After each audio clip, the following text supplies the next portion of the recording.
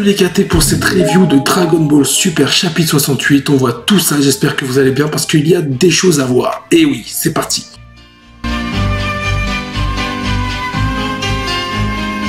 Le chapitre 68 de Dragon Ball Super débute avec un cauchemar de Granola qui se souvient de la destruction de sa planète, enfin plutôt du peuple détruit par Freezer et les Saiyajins.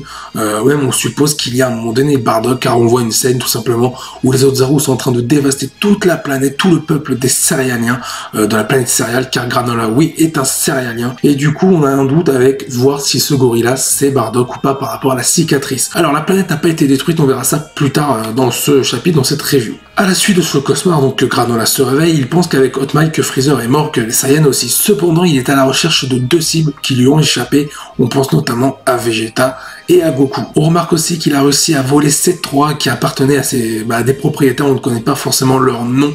Et du coup, donc 7-3, il l'a volé. Pendant ce temps, on a un Goku qui tente d'attraper le poisson oracle. Oui, parce que le poisson oracle a du mal à dormir, donc il a besoin d'une piqûre. Oui, il s'explique par la suite que quand le poisson oracle a du mal à dormir, c'est en gros dû en fait à un mauvais présage dans l'univers, une menace qui pourrait arriver potentiellement, ce qui étonne d'ailleurs Vegeta, et Goku était plutôt déçu parce que Goku veut se taper contre des adversaires forts, et le problème, là, il est un peu dégoûté, et Beerus et Vegeta lui disent clairement qu'il ne songe pas et qu'il n'apprend pas de ses leçons. Ensuite, on assiste à un magnifique entraînement entre Goku et Whis, et Goku n'arrive tout simplement pas à égaler Whis, c'était un peu étonnant, et Whis lui explique en réalité, il y a plusieurs stades de maîtrise de l'ultra instinct, c'est-à-dire que Goku maintenant arrive à le maîtriser, mais il y a plusieurs échelles, c'est-à-dire que pour l'instant c'est un bas gradé.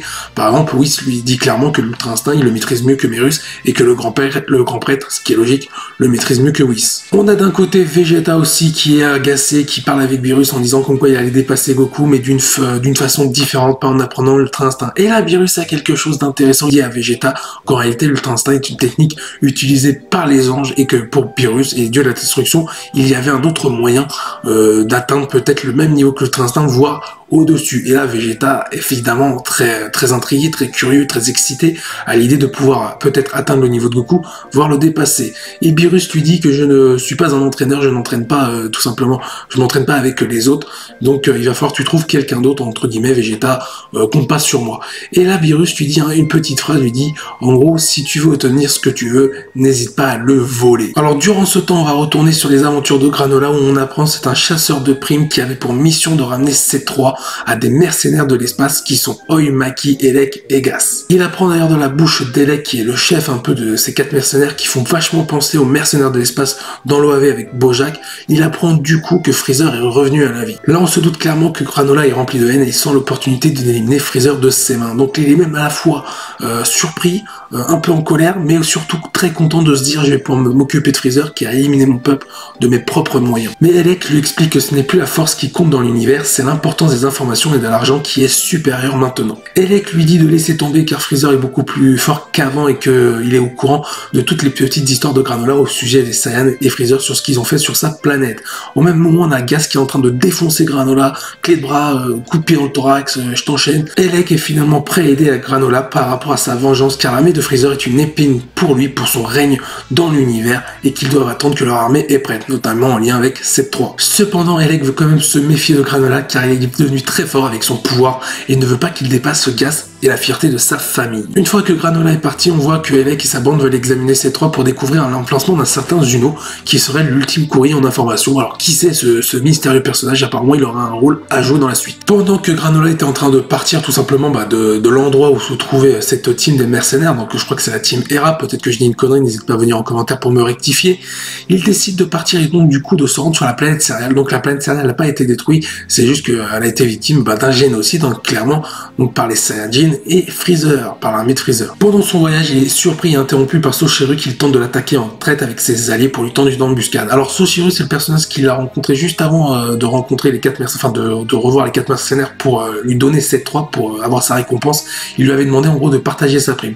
Là, il attaque juste pour prendre sa prime, un peu en mode Vislar, c'est un vrai connard, un vrai lâche. Mais heureusement, Granola est assez intelligent, donc je pense que c'est une capacité aussi, enfin une caractéristique des céréaliens, d'être intelligents. Granola se pose donc sur un astéroïde et tente de piéger à son tour Soshiru, qui se fait avoir comme un bleu. Et donc ce qui se passe, c'est qu'il les paralyse un par un avec son mystérieux pouvoir. Hotmai explique alors à Soshiru que l'œil droit de Granola est une caractéristique des céréaliens, donc de la planète céréale, qui permet d'augmenter sa précision lors d'un tir, et que Granola a des capacités supérieures aux autres. Granola décide de partir tout en laissant finalement en vie Soshiru et ses amis avant de partir de l'astéroïde. On peut remarquer donc du coup que Granola est plutôt quelqu'un qui ne tue pas sans raison et qu'il a plutôt la bonté de l'âme malgré tout. Une fois dans le vaisseau, Hotmai lui explique ses impressionnants tirs de précision, mais Granola lui dit qu'il a manqué une cible et qu'il est trop faible par rapport à Freezer, comme le disait Elec. On voit alors un Granola jurer de ses mains la vie de Freezer pour avoir tué tout son peuple, les céréaliens, en disant qu'il allait devenir le plus puissant de l'univers. Et pendant ce temps-là, on a le Poisson Nora qui annonce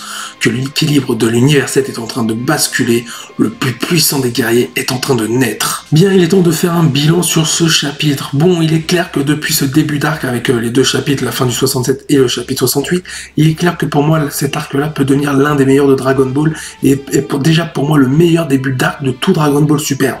Tu nous annonces un Vegeta qui va avoir un power-up, c'est sûr et certain, d'une manière différente à Goku, c'est quelque chose d'inédit, donc il ne va pas forcément suivre Goku dans la même direction que lui, il va faire quelque chose de différent pour montrer à Goku tout simplement qu'il est capable d'être plus fort que lui d'une façon différente, avec, tu apprends désormais que l'Ultra Instinct est plutôt référencé aux anges, et qu'il y a une autre technique, la technique des dieux de la destruction, que Vegeta va certainement apprendre, une transformation, certainement. Ensuite, tu en apprends un peu plus sur Granola. Déjà, tu nous dévoiles les 4 mercenaires. Pour moi, on peut dire que ce sont des mercenaires, des mecs qui achètent des informations, des mecs qui sont un peu des pilleurs, des chasseurs de primes.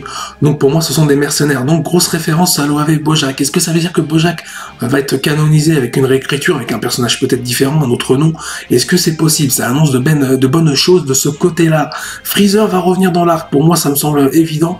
On va revoir un Granola versus Freezer. Le potentiel de Granola avec cet œil-là, c'est quoi cet œil? Est-ce que c'est une sorte d'ultra instinct bizarre? Enfin, on pourrait dire que c'est l'ultra instinct pour une précision de tir. On dirait vraiment un truc accru. Peut-être l'œil de lynx, le pouvoir de lynx, pourquoi pas. Donc vraiment pas mal de choses qui sont abordées. L'histoire des Saiyans, on a un Goku qui va essayer de gravir les échelles de l'ultra instinct, donc plusieurs stades. On a appris qu'il y avait plusieurs types de maîtrise de l'ultra instinct par Whis, notamment avec aussi Whis qui maîtrise en plus puissant l'ultra instinct que Merus, donc plus que Goku, et que le grand prêtre maîtrise l'ultra instinct mieux comme personne. Cet arc annonce des promesses et j'espère que ces promesses et ces idées vont être enfin développées. Est-ce qu'il y a que des clins d'œil aussi par rapport aussi à Bardock, le gorille qu'on a vu avec la cicatrice? Est-ce que vraiment ça va être mis en valeur? J'espère que ce ne sont pas que des clins d'œil, mais que les idées seront vraiment développées. Sur ce, je vous dis à la prochaine. N'hésite pas à venir en commentaire pour donner ton avis, ton point de vue. Je vous dis, portez-vous bien. Salut les KT.